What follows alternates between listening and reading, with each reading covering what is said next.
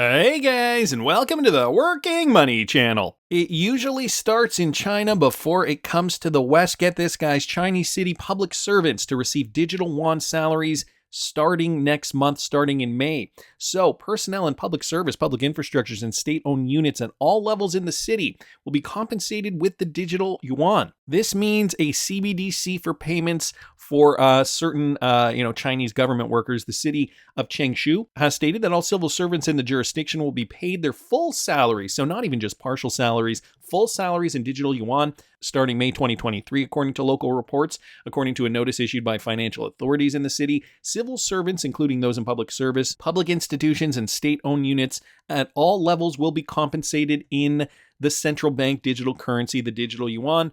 An off-site staff member of the local hospital reportedly confirmed that the workforce would receive payments in digital yuan next month. In addition, reporters were told that employees can opt for digital yuan settlements through self-service terminals.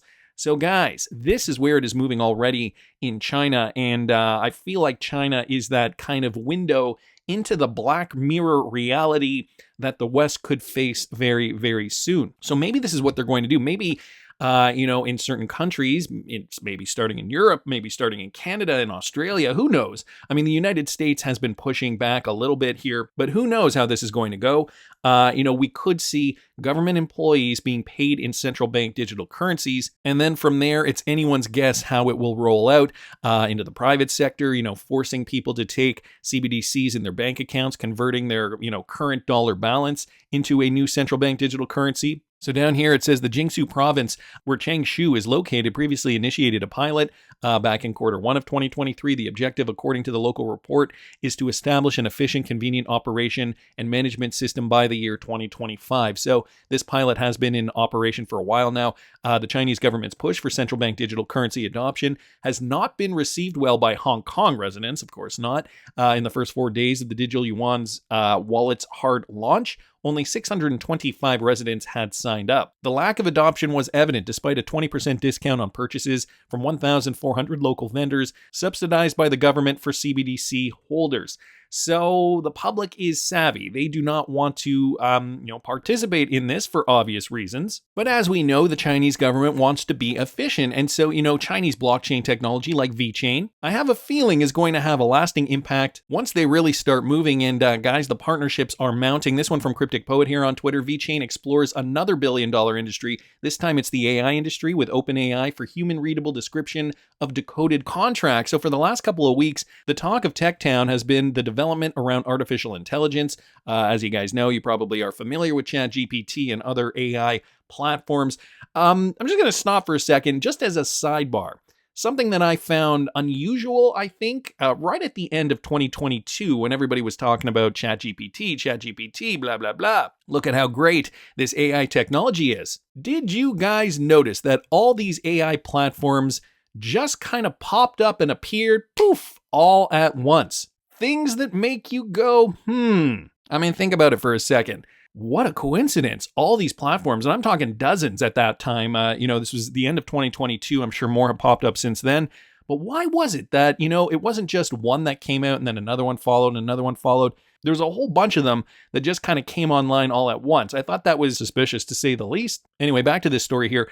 Keeping with development times, Vechain developers are looking into AI specifically and how they can integrate it into the existing technology to be a cutting-edge project. Confirmed on Friday, Vechain developers are exploring OpenAI. The first implementation will use human-readable description of decoded contracts. And guys, here's a statement from Vechain.energy from their official Twitter account. Vechain developers were exploring OpenAI, just like the rest of the world. Our first implementation, the human-readable description, as I'd mentioned, so you can read that. I will link this in the description if you want to read that further. The developers are calling the community to share their thoughts as the project looks to tap into the billion-dollar AI industry. Industry experts such as McKinsey may deliver an additional $13 trillion to the economy by the year 2030. So really looking to ramp up AI. Of course, we've heard about AI. It being kind of that complementary aspect to a new world of, not just technology, but production. People are going to be using AI in their everyday lives, using AI in their workplace. And so, I heard this comment once a few months ago, and it really has stuck with me. It's not going to be about AI taking your job. What it's going to be about, and the differentiator is going to be about people who use AI for their job and people who do not use AI with their job, that's going to be the differentiator of who is going to come out on top. And so now blockchain technology is really looking to, add value to this. In this particular case, Vechain, another Chinese company looking to revolutionize more industries, looking to branch out into more verticals, and even just looking at the Vechain chart right here, it is looking like we're trading at a fairly good level to buy the dip right at around 2 cents, just over 2 cents. And, just looking at the grand scheme of things here, Vechain trading fairly low on the chart. Considering its all-time high that we saw back in April of 2021, it's down about 92%. So more great partnerships here. Wanted to thank Cryptic Poet just for pointing us to that. So US dollar dominance in crisis. This one from Michael Branch. Along those same lines, the BRICS countries, which does include China, US to suffer devastating hyperinflation, war, starvation, as BRICS dumps the dollar. This one coming from the Rich Dad, Poor Dad author, Robert Kiyosaki. And you thought we were experiencing inflation now. He's saying that we could suffer even more inflation, hyperinflation, among some other major devastation, considering what is happening to the US dollar. So basically, he's saying, the Triffin's dilemma meant that the US had to supply dollars to every central bank throughout the world. So we had to print probably quadrillions of dollars. And what happens when the playground bully, the US and the BRICS nations, gang up against the bully and say, take your dollars back? So essentially saying, BRICS is saying, no, we're not having this anymore. Take your dollars back. And when those dollars come roaring back into the United States, we have a thing called hyperinflation. And every time there's hyperinflation, guess what happens? Dictators arise. So he's really painting this scenario as a very, very doom and gloom type of situation here. Here's another quote. Out of all this chaos and the dollar going bad, the dollar is going to come back in trillions, hyperinflation, war breaks out, starvation increases, etc., etc.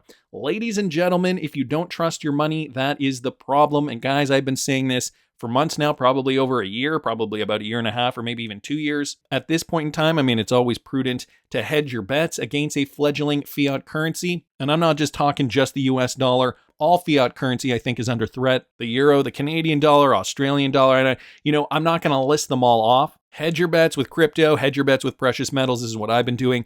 Again, not financial advice, but it is what I've been doing. But there's more news too. Okay, this one from BondCrypt XRP with regards to BRICS nations and the new development bank breaking away from the US dollar as well. So focusing on the new development bank, okay, their president, Dilma Rousseff, has confirmed that the bank plans to provide 30% loans in local currencies of its member nations, effectively moving away from US dollar and international trade. So this bank specifically looking to help BRICS countries if they want to move off the US dollar. This is what this article is about. So he served as, Rousseff served as Brazil's president from 2011 until her impeachment in 2016 and took over the NDB leadership in March of 2023. And she's convinced that utilizing local currencies is essential in reducing dependence on the US dollar. So guys, this is happening at all levels. In this case, the new development bank, which is going to help BRICS countries. The use of local currencies will help BRICS countries avoid foreign exchange risks and financial shortages that may hamper long-term investments. During the April 14th interview with Chinese media outlet CGTN, Rousseff shared her vision of the NDB's currency strategy, and she said it is necessary to find ways to avoid foreign exchange risk and other issues such as being dependent on a single currency such as the US dollar. Under the initiative, the NDB will commit 30% of its loan books to be financed in the currencies of BRICS member countries. So instead of using one currency, they're looking to use a bunch of currencies, in this case, at least the 5 currencies by these BRICS members, which include Brazil, Russia, India, China, and South Africa. Let's not forget, guys, there have been other countries that have been joining the BRICS nations. So, you got to consider Turkey, Egypt, Iran, Saudi Arabia, just to name a few. Rousseff cited China and Brazil are prime examples of countries that have already embraced trading in their respective currencies, the Chinese yuan and the Brazilian real. So China, guys, already trading in the yuan. Of course, the other day too, I highlighted a video where an individual said they will never actually use the Chinese yuan as a reserve currency, a world reserve, for many, many different reasons. I thought that was some interesting insight as to why, the Chinese government wouldn't want to use the Chinese yuan as that currency. So if there's not going to be a main currency, and at least not yet, and BRICS countries are looking to, at least at this stage in the game, looking to use their own currencies for trade, well, this is going to have a major impact on FX trading. And so I'm going to get to something I was thinking about.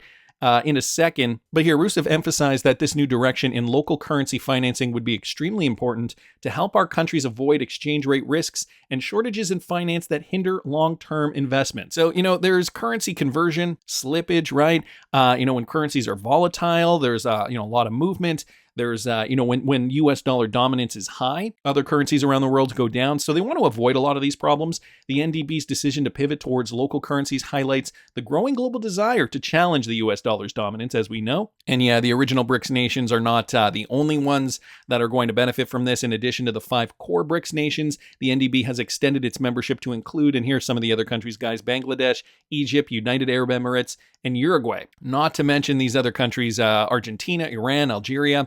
They joined the BRICS Plus group. Here it says Foreign Minister Sergei Lavrov confirmed that Egypt, Turkey, Saudi Arabia, and the UAE, Indonesia, Argentina, and Mexico, and several African countries are also very interested in joining the global network. So you got to think there are a lot of countries around the world. If they're not going to use the United States dollar, this is going to mean a big shift in the global financial landscape. So we've got China. That's the big focus, though. Because I also happen to see this, guys, from Saul on Twitter. Genesis accounts on the XRP Ledger has just issued 2 assets. These are Genesis accounts, guys. And look at the 2 assets that they've issued, the CNY and the USD. The CNY, the Chinese yuan or the renminbi, are often used interchangeably.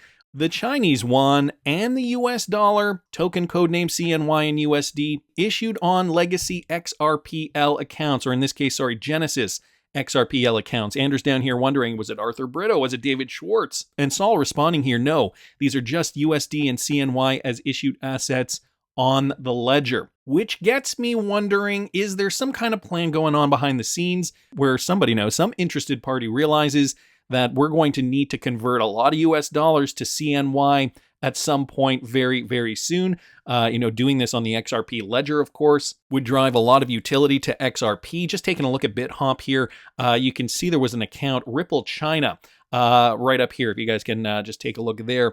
And one of their trust lines, CNY. Now, what the heck is RippleChina? Well, if you take a look down here, you can see there's a website, RippleChina.net. But unfortunately, when you click on that, for whatever reason, you cannot reach anything. I tried on several different browsers. I was trying to look into this more, but could not find anything associated with this website. Did a little more research, though, and just finding some other things, some pages here. Unfortunately, here, let's actually just see if I can copy that over and just put it in here. Let's see if it gives me some kind of option to translate this website. No, it does not. So I cannot even translate what this stuff says here, the company RippleChina, unfortunately. Okay, well, let's keep going here. RippleChina is here, guys. This is from Javim777 from August of 2017. Guys, today I saw that the number of Ripple markets on CoinMarketCap increased by 1 from 70 to 71. I am obsessed. A little bit of a closer look shows RippleChina.net. So, could it have to do with providing liquidity for XRP in China? And could this have been put in place as early as 2017? Things that make you go, Okay, I'm going to try one more thing here. I'm going to go up here and copy that URL, RippleChina.net, and I'm going to put it into the Wayback Machine here. Browse history, see if we can find anything. Wow, take a look at that. Way back in 2013, this is when we have early results from RippleChina. Let's see if we can find a snapshot here from mid-2013. It's looking like it's not generating anything there. Here, let's go take another one here. Okay, let's take a look at that. November 14th, 2013. All right, just waiting for this thing to load. All right, we got a little bit of information here. Unfortunately, I cannot read this. Let's see if we can change this to English. Let's see if it'll do the translation here. Okay, set as the homepage, collection station, open auxiliary, username, password. Looks like it's just a username and password at this point. Ripple tutorial, Ripple registration, Ripple giveaway, Ripple gateway. This is all from the original website, guys, from 2013, but it does look like you need a username and a password to get in. So maybe this is just a login page for something else related to RippleNet in China. I don't know, guys. It is looking very interesting considering the CNY and the USD are listed as tokenized assets on these Genesis XRPL accounts? Something seems to be going on here. I don't know, maybe it's just me, but I want to hear what you guys think. Please subscribe to the channel if you haven't already. Like the video if you like the content I'm providing. I always love hearing your comments. See you in the next one, guys.